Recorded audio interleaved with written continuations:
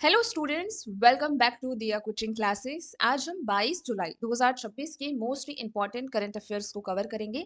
पिछले 24 घंटे में जितने भी इंपॉर्टेंट करंट अफेयर टॉपिक्स हैं उसे आज हम इस लेक्चर में कवर करने वाले हैं। अगर आप लोग किसी भी कॉम्पिटिटिव एग्जाम की प्रिपरेशन कर रहे हैं और इसी तरीके से डेली करंट अफेयर कवर करना चाहते हैं विथ डिटेल एक्सप्लेनेशन, तो आप हमारे दिया कोचिंग क्लासेस को फॉलो कर सकते हैं, सब्सक्राइब कर सकते हैं। चलिए स्टार्ट करते हैं। अगर आपको हमारा एक्सप्लेन करने का तरीका पसंद आए तो वीडियो को लाइक जरूर कर देना।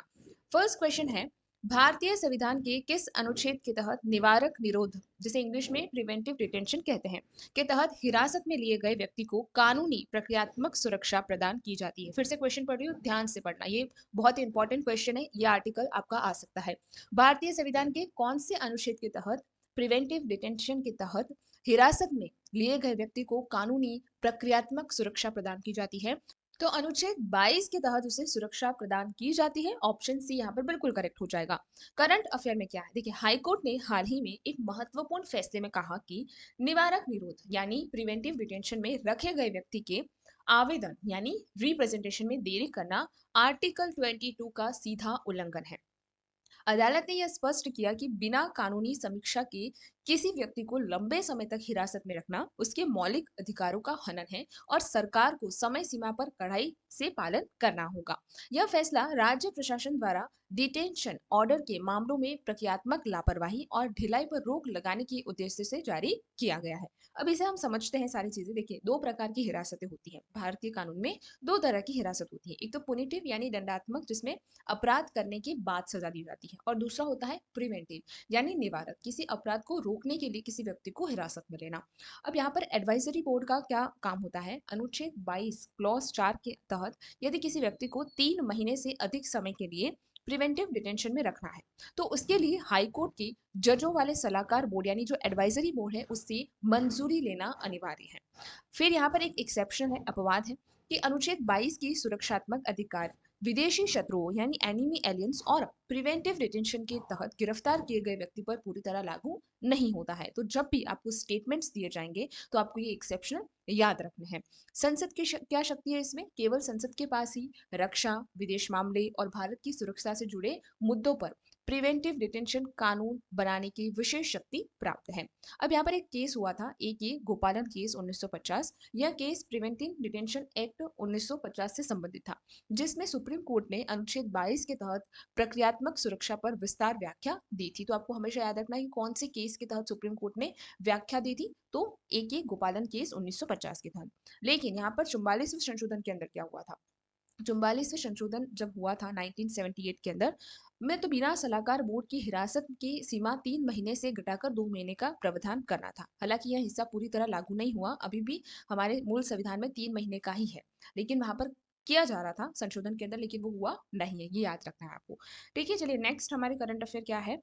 हाल ही में सुंदरबन डेल्टा का गोरमारा द्वीप तेजी से हो रहे तटीय कटाव यानी इरोजन और जल स्तर में वृद्धि के कारण चर्चा में रहा।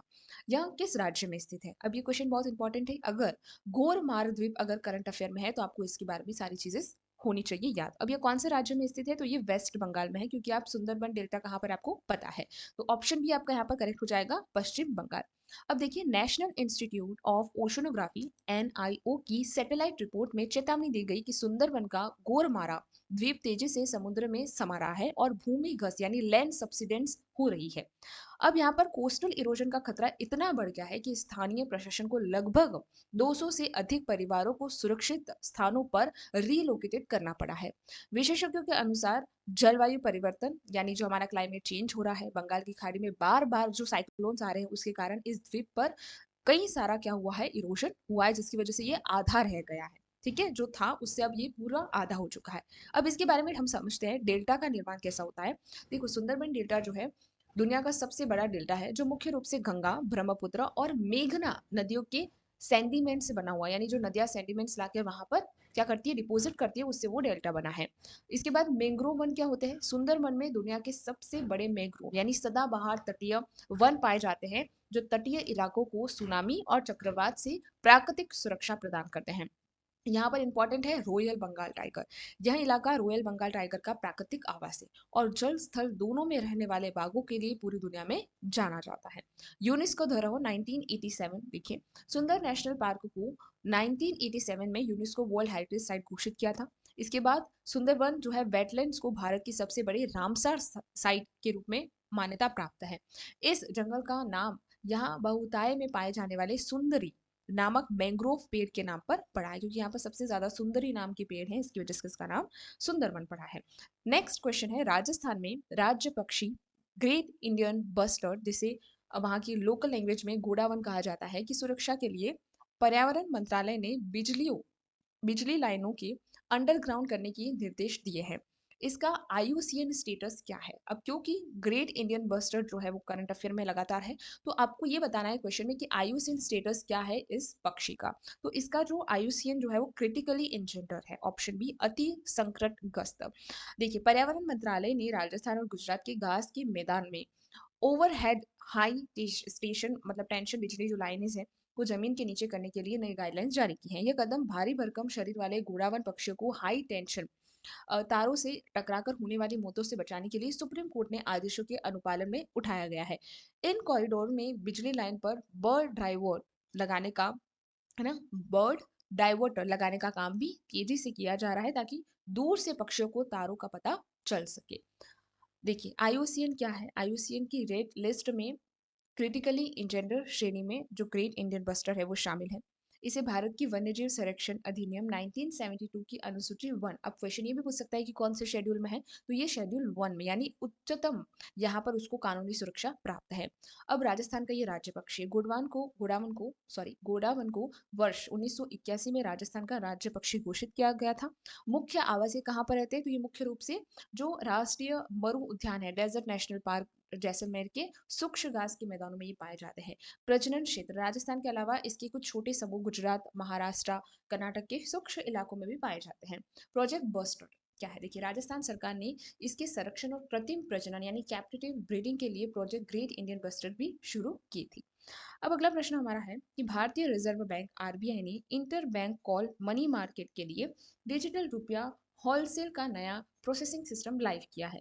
आरबीआई की स्थापना किस आयोग की सिफारिश पर हुई थी? क्योंकि अभी आरबीआई करंट अफेयर में है, तो इसलिए इसका सीधा क्वेश्चन क्या बन रहा है कि आरबीआई की स्थापना किस आयोग की सिफारिश पर हुई थी? तो ये आपकी हिल्टन यंग कमीशन की सिफारिश पर की गई थी। आप सब जानते ही हैं, ऑप्शन भी बिल्कुल करेक्ट होगा। आरबीआई ने डिजिटल रुपया होलसेल जैसे के सेकेंडरी मार्केट ट्रांजेक्शन के लिए बैंकिंग सिस्टम के भीतर नया प्रोसेसिंग प्लेटफॉर्म चालू कर दिया है। इस नई प्रणाली के इंटर बैंक लेन देन और सरकारी प्रतिभूतियों यानी गवर्नमेंट सिक्योरिटीज का इंस्टेंटियसनेस हो सकेगा, यानी निपटान तुरंत हो सकेगा। इसका मुख्य उद्देश्य डिजिटल करेंसी के माध्यम से वित्तीय बाजार में ट्रांजेक्शन लागत यानी कॉस्ट ऑफ ट्रांजेक्शन को कम करना और पारदर्शिता बढ़ाना है। देखिए, सबसे पहले सीबीडीसी क्या है? या आरबीआई द्वारा जारी की जाने वाली आधिकारिक डिजिटल मुद्रा है, जो लीगल लीगल टेंडर यानी कानूनी मुद्रा का काम करती है। दो प्रकार होते हैं सीबीडीज के, क्या होते हैं? दो प्रकार होते हैं। एक तो रिटेल जो आम जनता और व्यापारी के लिए है, और एक होता है होलसेल जो केवल वित्तीय संस्थाओं के लिए है। इसके बाद इसकी स्थापना कब हुई? तो आरबीआई की जो स्थापना है वो 1934 में हुई थी, और 1 अप्रैल 1935 को वो शुरू किया गया था। इसकी स्थापना royal commission on Indian currency and finance, जिसे हिल्टन यंग कमीशन भी कहा जाता है, की सिफारिश पर की गई थी। 1 जनवरी 1949 को आरबीआई का नेशनलाइजेशन करके इसे पूरी तरह सरकारी स्वामित्व में लिया गया था। आरबीआई एक्ट में संशोधन, सीबीडीसी को लीगल टेंडर का दर्जा देने के लिए वित्त अधिनियम 2022 के तहत आरबीआई अधिनियम 1934 में संशोधन किया गया था। नेक्स्ट क्वेश्चन है, हाल ही में मध्य प्रदेश के होशंगाबाद क्षेत्र में सतपुड़ा श्रेणी से मध्य पाषाण काल यानी मेसोलिथिक पीरियड के दुर्लभ शैल चित्र मिले हैं। मध्य पाषाण काल की मुख्य विशेषता क्या है?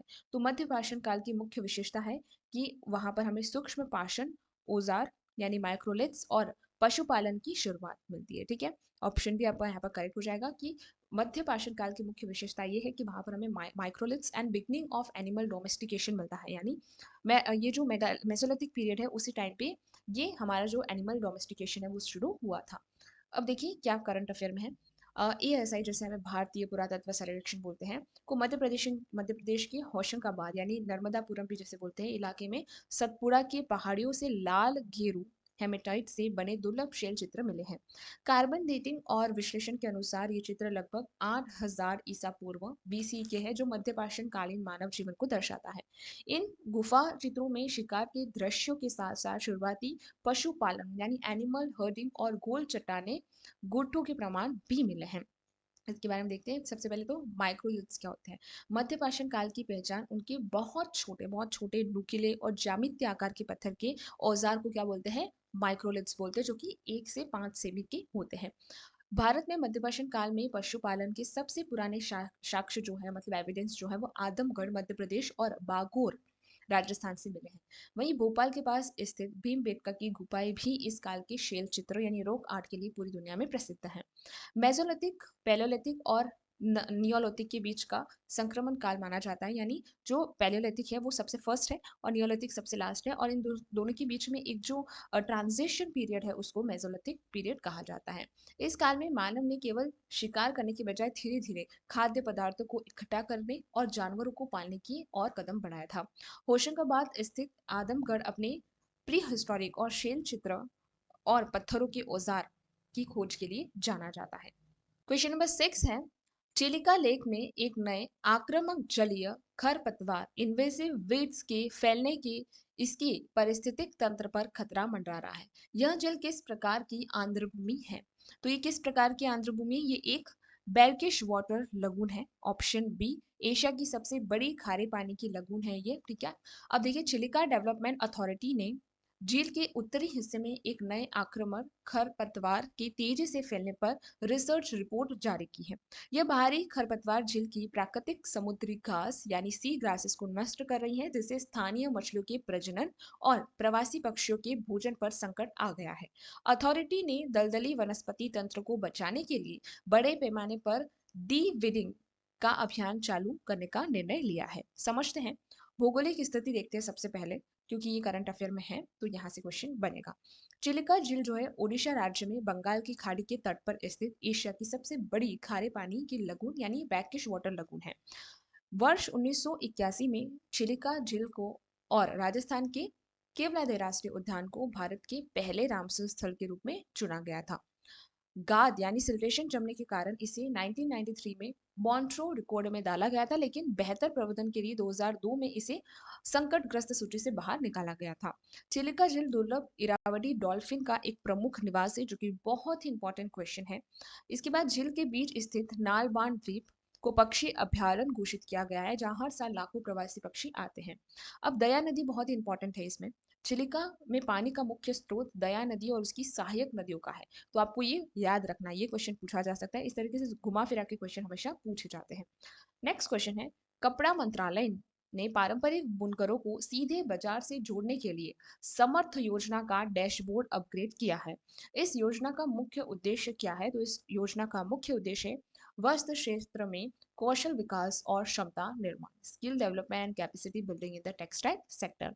कपड़ा मंत्रालय ने, जिसे हम टेक्सटाइल मिनिस्ट्री बोलते हैं, ने समर्थन योजना के तहत काम कर रहे पारंपरिक बुनकर क्लस्टरों के लिए real time trading dashboard launch किया है। इस डिजिटल अपग्रेड के स्थानीय हस्तशिल्प और बुनकर सरकारी समितियों को सीधे बड़े एक्सपोर्ट हाउस और सप्लाई चेन से जोड़ा जाएगा। इससे कारीगरों की प्लेसमेंट और प्रशिक्षण की गुणवत्ता और उनकी मानसिक आय की डिजिटल मैपिंग में पारदर्शिता आएगी। पूरा नाम क्या है? तो समर्थ का फुल फॉर्म जो है वो है scheme for capacity building and textile sector. यह योजना केंद्रीय कपड़ा मंत्रालय यानी मिनिस्ट्री ऑफ टेक्सटाइल द्वारा संचालित की जाती है। संगठित वस्त्र क्षेत्र और उससे जुड़े पारंपरिक कारीगरों यानी हथकरघा और हस्तशिल्प को आधुनिक कौशल परीक्षण देना है। भारत में हर साल 7 अगस्त को नेशनल हैंडलूम डे मनाया जाता है। 7 अगस्त की तारीख को चुना गया क्योंकि इसी दिन 1905 में कोलकाता के टाउन हॉल से स्वदेशी आंदोलन की औपचारिक शुरुआत हुई थी, जिसमें विदेशी कपड़ों का बहिष्कार किया गया था। कृषि के बाद भारत में कपड़ा और हथकरघा जो क्षेत्र है सबसे अधिक रोजगार देने वाला दूसरा क्षेत्र है। नेक्स्ट क्वेश्चन है, सुप्रीम कोर्ट ने राष्ट्रीय उद्यानों और वन्य जीव अभयारण्यों के चारों तरफ न्यूनतम 1 किलोमीटर का पर्यावरण संवेदनशील क्षेत्र घोषित करने का आदेश दिया है। यह किस कानून के तहत अधिसूचित किया जाता है? तो ये हमारे पर्यावरण संरक्षण अधिनियम 1986 के तहत किया जाता है। ऑप्शन ए बिल्कुल करेक्ट हो जाएगा। सुप्रीम कोर्ट ने अपने आदेश में स्पष्ट किया कि देश के सभी नेशनल पार्क और वाइल्ड लाइफ सेंचुरी के चारों तरफ 1 किलोमीटर की चौड़ाई में इको सेंसिटिव जोन का सीमाकन होना चाहिए। कोर्ट ने निर्देश दिया कि इको सेंसिटिव जोन के भीतर माइनिंग और कमर्शियल रिसोर्ट्स के निर्माण जैसी व्यावसायिक गतिविधियों पर कड़ाई से रोक लगाई जाएगी। इस फैसले पर मुख्य उद्देश्य जंगलों और मानव बस्तियों के बीच एक शॉक ऑब्जर्व यानी सुरक्षा घेरा तैयार करना है ताकि वन्यजीव कॉरिडोर सुरक्षित रहे। कानूनी आधार की अगर बात करते हैं तो जो इको सेंसिटिव जोन को पर्यावरण अधिनियम 1986 की धारा 3 क्लॉज 2 क्लॉज वी के तहत केंद्र सरकार द्वारा अधिसूचित किया जाता है। इकोनॉमिक सेंसिटिव जोन का मुख्य उद्देश्य प्रोटेक्टेड एरियाज के आसपास की गतिविधियों को नियंत्रित करके एक सुरक्षित बफर जोन बनाना है। अब प्रतिबंधित गतिविधियां क्या है कि ये जो जोन है उसके भीतर व्यवसायिक खनन या फिर प्रदूषण फैलाने वाले उद्योगों और बड़े जल विद्युत प्रोजेक्ट्स पूरी तरह से प्रतिबंध होते हैं। अनुमति प्राप्त गतिविधियां क्या कर सकते हैं? स्थानीय समुदाय द्वारा की जाने वाली जैसे ऑर्गेनिक फार्मिंग कर सकते हैं, वर्षा जल संचय जैसी गतिविधियां इसमें जारी रह सकती हैं। अब ये जो एक केस था टी एन गोदावर्मन केस 1996 में वनों की परिभाषा और उनके संरक्षण को लेकर सुप्रीम कोर्ट का गोदावर्मन थिरुमुल्लापाद केस एक ऐतिहासिक लैंडमार्क निर्णय माना जाता है। राष्ट्रीय वन्यजीव कार्य योजना 2002 से 2016 में ही सबसे पहले संरक्षित क्षेत्रों की सीमाओं में 10 किलोमीटर के भीतर ईएसजी जोन घोषित किया, मतलब सुझाया गया। ये जो था उसके अंदर ऐसा सुझाव दिया था कि 10 किलोमीटर का जो है वो सीमा क्षेत्र इकोनॉमिक सेंसिटिव जोन होना चाहिए। इसके बाद हमारा नेक्स्ट क्वेश्चन यहाँ पर है, 1855 से 1856 का ऐतिहासिक संथाल हुल, हम सब जानते हैं संथाल विद्रोह को ब्रिटिश औपनिवेशिक शासन और जमींदारों के खिलाफ शुरू हुआ था। इस विद्रोह के मुख्य नेता कौन थे? अब इसका उनके जो मुख्य नेता थे वो सिंधु एंड कान्हू मुर्मुरू। ठीक है, ऑप्शन बी बिल्कुल करेक्ट हो जाएगा। नेशनल म्यूजियम में सांथल विद्रोह के ऐतिहासिक दस्तावेजों और आधुनिक जनजाति भूमि कानून पर एक विशेष सेमिनार आयोजित किया गया। चर्चा में बताया गया कि 1855 के इन महान विद्रोह ने अंग्रेजों को आदिवासियों की जमीन की रक्षा के लिए कानून बनाने पर मजबूर किया था। इस ऐतिहासिक आंदोलन को भारत के संविधान में दी गई 5वीं अनुसूची यानी 5th शेड्यूल को और जनजातीय अधिकारों का मूल आधार माना जाता है। वर्ष और क्षेत्र की बात करें तो जो संथाल विद्रोह है 1855-56 में तत्कालीन बंगाल प्रेसिडेंसी के दामिन ए कोह क्षेत्र में हुआ था, यानी जो वर्तमान में झारखंड का राजमहल पहाड़ी क्षेत्र है वहां पर। हूल क्या है? हूल जो है एक स्थानीय वहां की भाषा है, उसका मतलब होता है क्रांति या विद्रोह। चार भाई उनका नेतृत्व कर रहे थे, जैसे सिंधु, कान्हू, चांद, भैरव ने मिलकर ये किया था। ब्रिटिश महाजन जैसे दिक्सू जिसे कहा जाता था और जमींदारों द्वारा अत्यधिक लगान वसूली और पुलिस के अत्याचारों के खिलाफ यह जन विद्रोह भड़का था। इस विद्रोह के बाद अंग्रेजों ने संथालों के इलाकों को मिलाकर संताल परगना नाम से एक अलग गैर रेगुलेशन जिला बनाया था। अंग्रेजों को आदिवासियों की जमीन गैर आदिवासियों को हस्तांतरित करने से रोकने के लिए विशेष भूमि कानून लागू करना पड़ा था। आज का लास्ट इंपॉर्टेंट जो हमारा करंट अफेयर टॉपिक है, हाल ही में ग्लोबल इनोवेशन अलायंस समिट का आयोजन किस भारतीय शहर में किया गया? तो ये बेंगलुरु में किया गया। ऑप्शन बी करेक्ट होगा। बेंगलुरु में ग्लोबल इनोवेशन अलायंस समिट का आयोजन किया गया जिसमें भारत ने दोहरे उपयोग वाली तकनीकी ड्यूल यूज टेक्नोलॉजीज के लिए एक नया ढांचा पेश किया है। इस सम्मेलन में भागीदार देशों के बीच एआई एथिक्स, डीप टेक अवसंरचना और सीमा पार डेटा यानी क्रॉस बॉर्डर डाटा सिक्योरिटी पर सहमति बनी। इसका उद्देश्य भारतीय तकनीक स्टार्टअप्स को वैश्विक अनुसंधान और बहुराष्ट्रीय साझेदारी के साथ जोड़ना है। ड्यूल यूज टेक्निक क्या है? ऐसी तकनीक है जिसका उपयोग सिविलियन और मिलिट्री दोनों क्षेत्रों में किया जा सकता है। एनईएसटी डिवीजन क्या है? New emerging and strategic technologies division, जो 2020 में स्थापित की गई थी, जो नई तकनीकों की कूटनीतिक संभालती है। क्वाड क्या है? क्वाड समूह मतलब जिसमें Bharat, America, Japan, Australia B5G जैसे सेमीकंडक्टर और बायोटेक्नोलॉजी जैसी क्रिटिकल टेक्नोलॉजी पर सहयोग करता है। सिलिकॉन वैली ऑफ इंडिया बहुत इंपॉर्टेंट है। भारत की टी और स्टार्टअप्स राजधानी होने के कारण बेंगलोर को भारत का सिलिकॉन वैली कहा जाता है। डीप टेक क्या होता है? इसमें आर्टिफिशियल इंटेलिजेंसी जैसे रोबोटिक्स हो गया, क्वांटम कंप्यूटिंग, बायोटेक जैसे गहन वैज्ञानिक खोजों पर आधारित तकनीकें शामिल होती हैं। उन्हें हम क्या बोलते हैं? Deep tech. जैसे AI is also the part of deep tech. Okay.